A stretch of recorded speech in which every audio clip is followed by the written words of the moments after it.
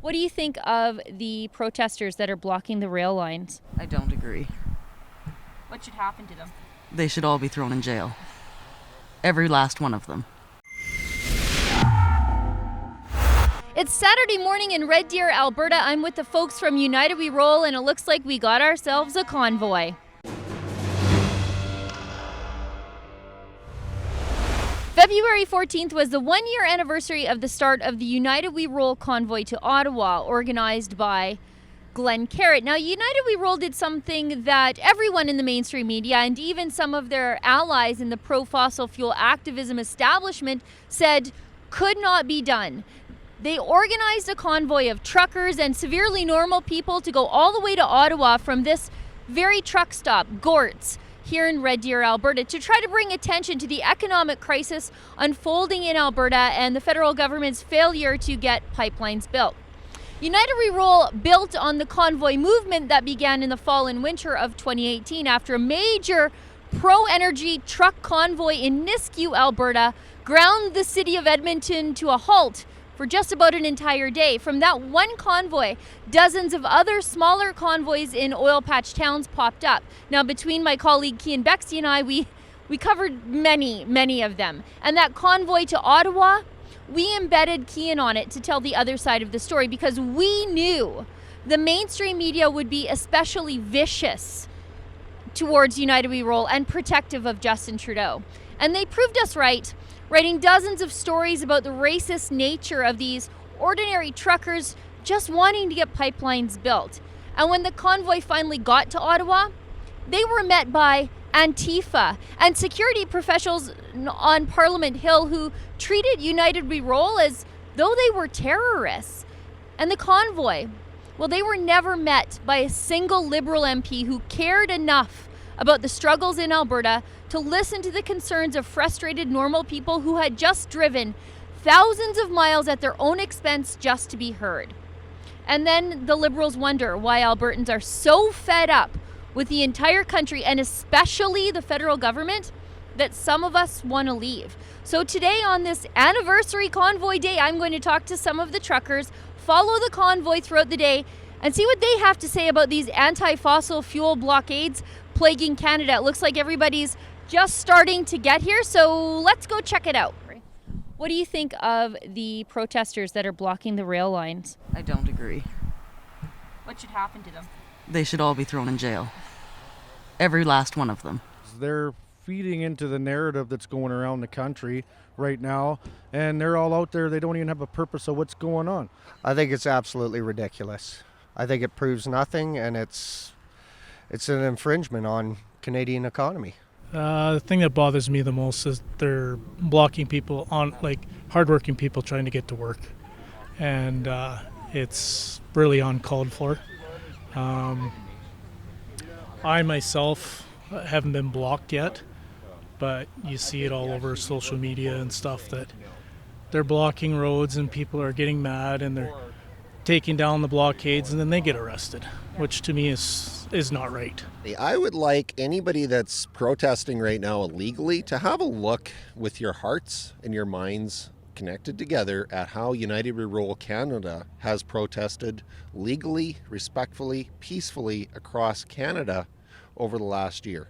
That's it. You know, there's a right way to get your message across, and then there's the wrong way. And doing things illegally in this country doesn't fly well with the majority of Canadians. So the fact that you're blocking future jobs for the future generations, and that will affect our economy as a whole. And not only will it affect Canada, but it'll affect the whole world because of the fact that we aren't getting anything anywhere. Do you think Justin Trudeau's going to actually do anything about it? Nope. Absolutely not. Has he done anything about anything? Our Prime Minister is an absolute joke. He's pathetic, he's weak, and I think he needs to go.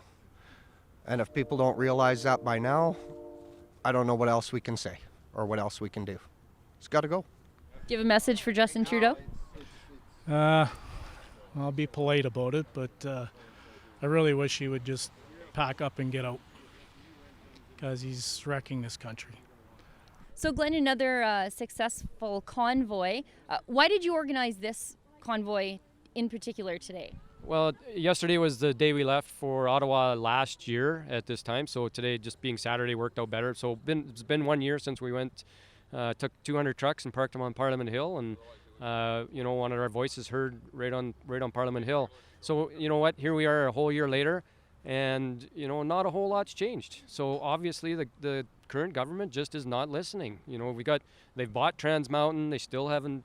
Did they buy it to park it?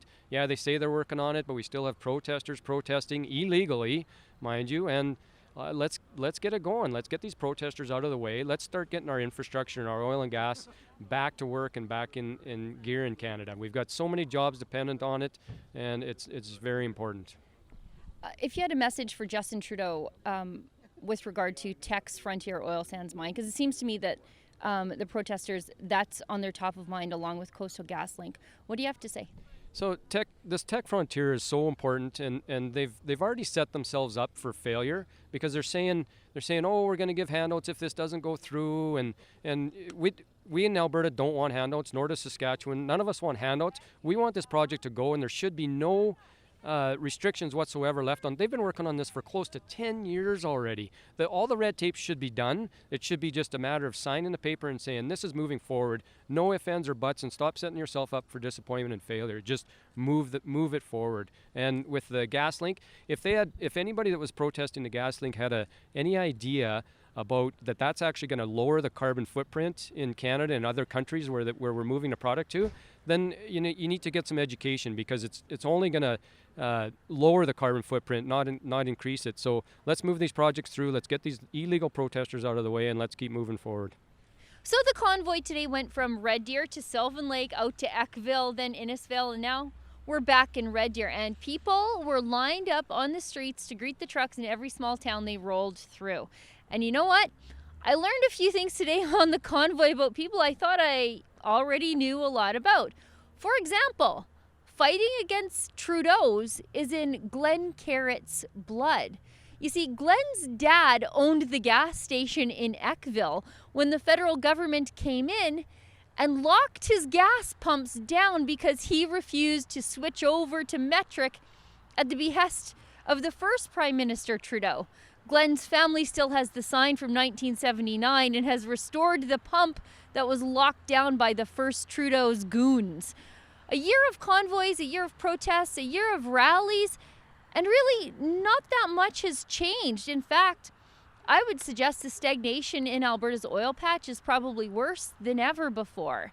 And the federal cabinet's dithering and infighting about Teck's Frontier Oil Sands mine and the lack of action on these rail blockades is sending a strong message to investors in the rest of the world that you can still do everything right here in Canada and follow every rule here in Canada, and Trudeau's Liberals will suddenly invent more rules for you to follow right out of thin air.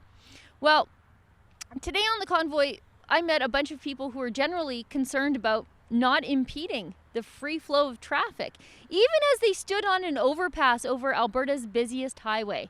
They didn't want to inconvenience the public in any way because they want you to know you can still get your point across without harming severely normal, innocent people. And the rail blockaders across the country could learn something from United We Roll. For Rebel News, I'm Sheila Gunn Reid. Friends, I've been working in the cold all day, and I know a lot of you out there do too, every single day. And that's why I'd like to invite you on our cruise. We leave July 4th for Alaska. To get all the details, go to rebelnewscruise.com.